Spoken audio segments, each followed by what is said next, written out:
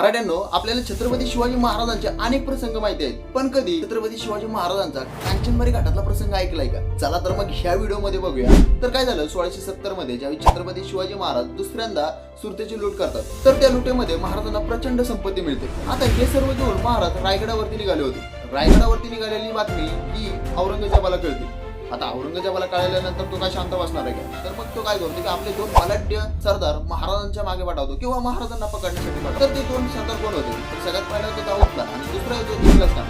तर आता नाशिक जवळ असलेल्या वाणिजनगरच्या भागात ही कांचनमारी खिंड पडते. आता इथे तुरंत मराठ्यांना कसं पकडता येईल याचा कट रचत होतो. पण आता ही सर्व बातमी छत्रपती शिवाजी महाराजांना कळाली होती. तर महाराज काय करतात की आपले जे काही सैन्य असतात त्या सैन्याचे दोन गटांमध्ये विभाजन करतात. सगळ्या पहिल्या गटाचं काम असते की बाबा जे काही आपण लूट केलेली आहे ती लूट यशस्वीरित्या रायगडावरती पोहोचवण्याचं काम पहिल्या गटाचं असतं. आणि दुसऱ्या गटाचे काम हे असते की जे काही मुघल आपल्या मागे आले त्यांना अडवण्याचं किंवा त्यांच्याशी युद्ध करण्याचं काम हे दुसऱ्या गटाचं असतं. सुरुवातीला इख्लास खान हा महाराजांवरती आक्रमण करतो. आता महाराजांवरती आक्रमण केल्यानंतर महाराज प्रत्युत्तरच असं देतात की त्या लढाईमध्ये स्वतः इख्लास खान हा जखमी होतो. तर इख्लास खानची मदत करण्यासाठी दाऊद खान मैदानात उतरतो. तर दाऊद खान मैदानात आल्यानंतर लढाई अजूनच जोरात चालू होती. पण छत्रपती शिवाजी महाराजांच्या नेतृत्वाखाली तब्बल 7 तास ही लढाई चालते आणि शेवटी 7 तासानंतर मराठ्यांचा विजय होतो.